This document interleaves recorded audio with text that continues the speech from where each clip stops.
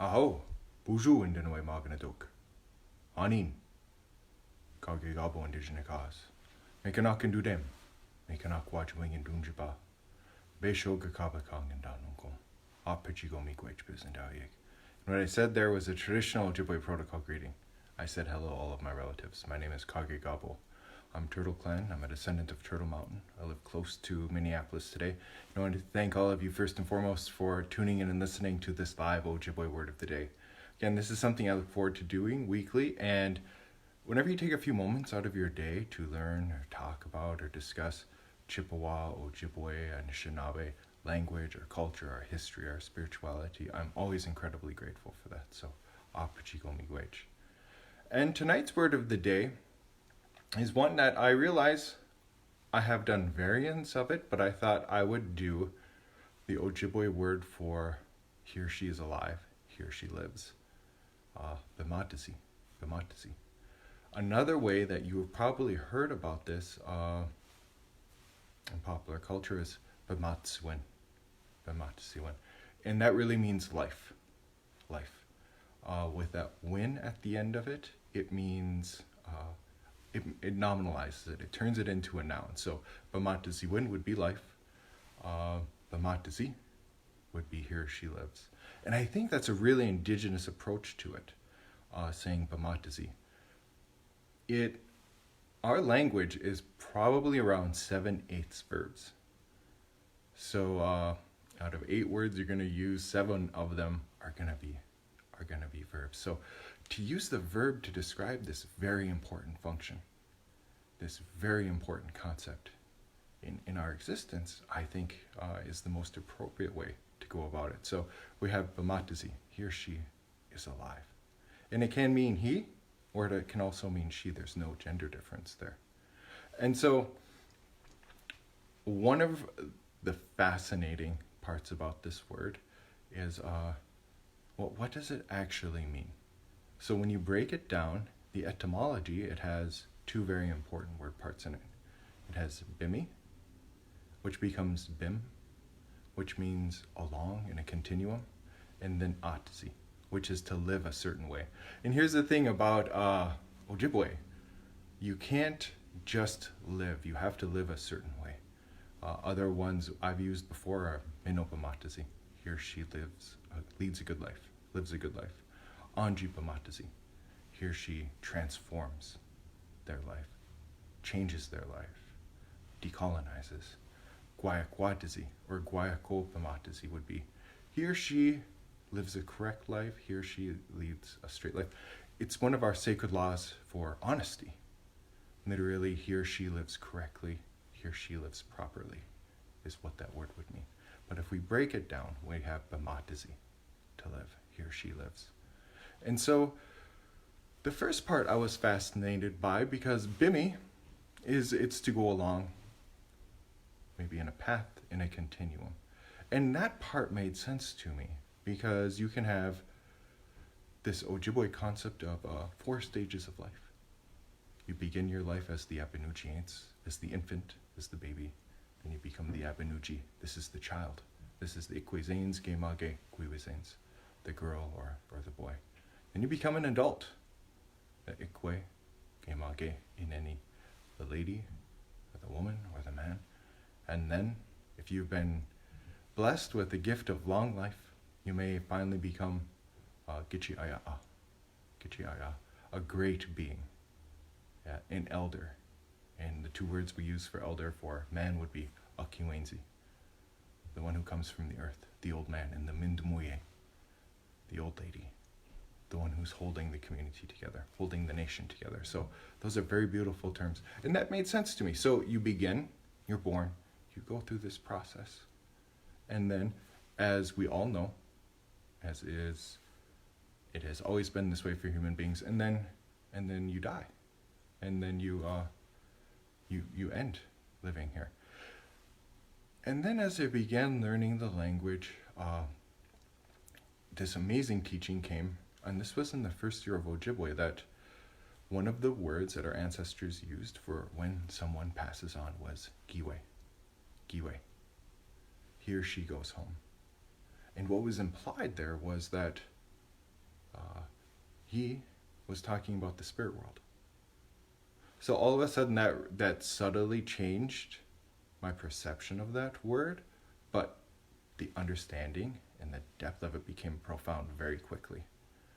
Because what I think they were saying then, and this would be my translation of it, my interpretation was that spirit, manadu, our soul, our spirit is coming here and is having a human experience. It's going through each one of these stages of life, and then it's returning home. It's going home. And this is where it became very profound for me, because you weren't just living. Right? You were a spiritual being then, having a human experience. And as you were going through this, when you left, you weren't actually dying. You were just going to a new place. You were going home. So this idea that Bimaadizi, for me, if I were to spiritually translate that, it would be not just here she is alive, here she lives. It would be the eternal moving through the impermanent. That soul, that spirit is something eternal. It's something that has no beginning or no end. The body that we have, this is something that does have a beginning and an end. And we know this. We know this because we have generations of ancestors that have come before us, and we know that we will have generations who are coming after us. So this idea for Bimaadizi went for me, for Bimaadizi was the eternal is moving through something impermanent. And when I thought of that, then all of these teachings began to make crystal clear sense. Because I believe our ancestors looked at the whole world as something alive, as something that has life coming through it, life pouring through it. Because even in that word, you can have Bimaadizi, he or she is alive. You can also have Bimaadizi Magat, it is alive. So the genders, and I know in Anishinaabe in a number of Algonquian languages, we have both animate and inanimate nouns. But even the inanimate nouns, using the language, you can say it is alive. It is. It has life coming through it. So all of it would be sacred then. That which is eternal, that which has no beginning or end, that which is spiritual, is something that our ancestors would have held as sacred. So therefore the whole thing was sacred. The Aki, the land, all of our relatives. And in that sanctity, in acknowledging that sanctity, you have a great deal of Manaji Itdiwan, of respect. You have Sagi Itdiwan, love. You have Kwai Diswan, seeking to live out and acknowledge that honesty. You can have Zungide Ewan, treating all of that life with a strong heart. You can have Nabwakawin, that intelligence, that wisdom of knowing that truth, and ultimately you're living with Debwewan. You can acknowledge that eternal principle, that truth of it, that it's all spirit. So that would be incredibly important, that you're saying, yes, I'm acknowledging that idea of life. And if you live according to those sacred laws there, another word for those is gagige and akonige, when again that idea of eternal comes up, the eternal law, then you will have minobamatsuan. Then you will lead a good life. You'll lead a life of peace, a life of balance, a life without conflict with all of those relatives, a life without contradiction, saying one thing and then doing another. So I think that's really important to acknowledge, and particularly today.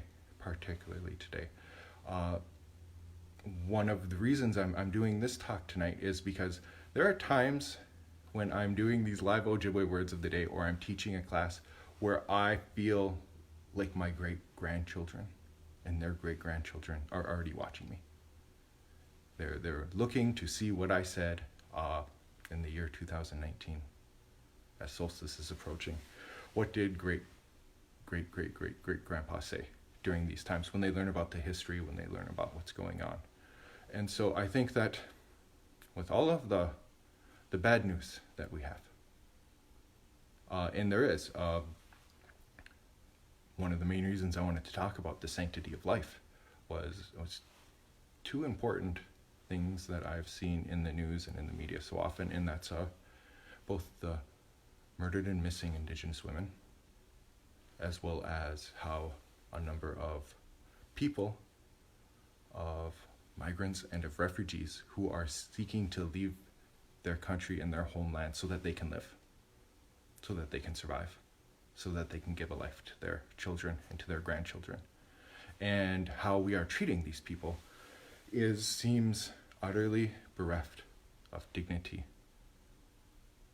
of kindness, of compassion, and of unconditional love, which these are sacred laws that show up in every single religious tradition all over the world, every single spiritual tradition. And to begin with, that if we as Anishinaabe continue to acknowledge that ancient teaching, and that word, Bimaadizi, that's an old word. Like, we were using this word before Jesus gave the Sermon on the Mount, while Socrates was philosophizing in the Stoas of Athens, before the Buddha spoke about the Noble Eightfold Path. That word existed here. So it's an incredibly ancient word. It's a sacred word. And I think that as Anishinaabe, we know that we're all interconnected. We know that we're all interrelated, and that our actions will affect others. Not just now, but others who are coming 7 generations from now.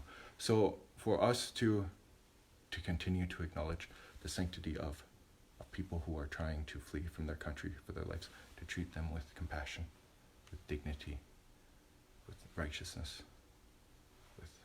with love, as well as Indigenous women who have every right to live along with all of our relatives, that they too have not been treated at all with compassion, that they haven't been treated with respect, that they haven't been accorded the dignity that our ancestors gave to all living things, despite if they were animate or inanimate here.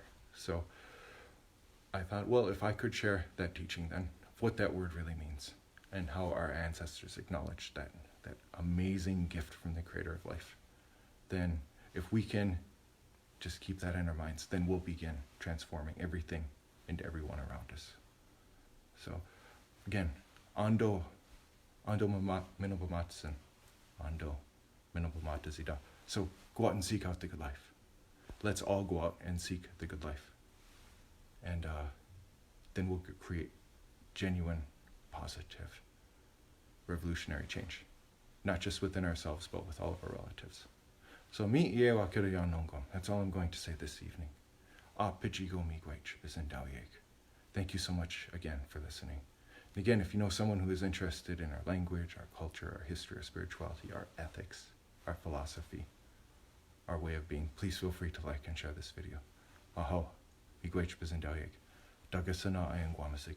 Please, all of you, do take care. Bandama minawa odasa bandamanke guabandaman.